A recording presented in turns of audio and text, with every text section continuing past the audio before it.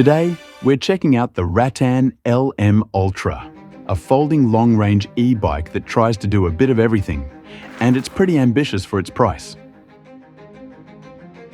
Taking this beast out of the box is no easy task. I recommend asking someone to help.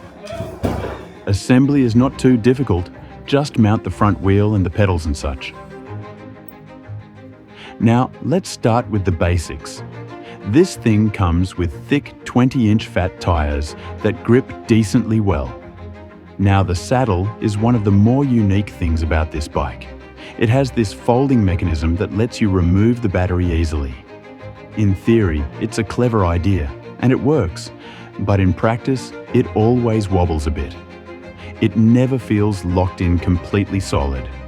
That said, the saddle itself is comfortable, so if you're just cruising around, you probably won't mind it much.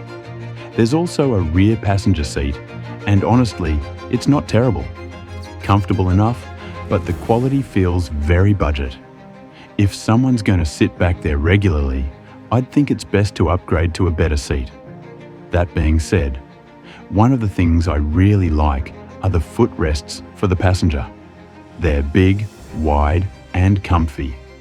A bit of plastic, sure, but they're actually better than you think they'd be. They really enhance the overall rear passenger experience. The kickstand is very sturdy, which is definitely a necessity for this heavy beast. A small detail I dislike is that in the stored-away position, it's very close to the passenger footrest, which can make it a bit tricky to catch onto it with your foot. Now, a big practical issue, and my biggest con of this bike. The pedals sit very low to the ground. On slight curbs, on uneven roads or in sharp turns, you clip them easily.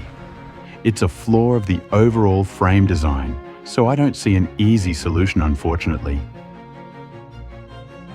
Because this is a folding bike, you might think it's super portable. It does fold, but this thing is heavy. The mass of the bike and that giant battery means it's not something you'll easily lift into a small trunk. But if you need it to fold for occasional storage, it's better than nothing. Also, if you take out the heavy battery before folding, it becomes much more manageable. Speaking of the battery, this is where the LM-Ultra gets serious. It comes with a huge 40.5 amp-hour battery at 48 volts, which is massive for a folding bike like this. Online specs say that it can reliably deliver somewhere around 140 kilometers of range on a single charge. I found it to be more around 75 to 100. That's still substantial for a bike of this type and means you won't be worrying about range anxiety on longer rides or commutes. There's also a nice screen on the handlebar. It's readable in sunlight and has good colors. Overall, a display I really like.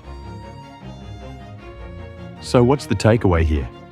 The Rattan LM-Ultra is a weird blend of excellent specs and imperfect execution.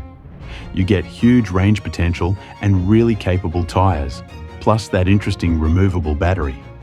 But you also get some quirky elements. The saddle wobbles, the pedals are too low, and folding isn't as easy as you might hope given the weight. If you want a long-distance capable, foldable fat tire e-bike, and you're okay with some rough edges, this bike does deliver on the important stuff like range and riding comfort. It's not perfect, but it's a capable and engaging ride. Thanks for tuning in, and a big shout out to Rattan for letting me try out the LM-Ultra.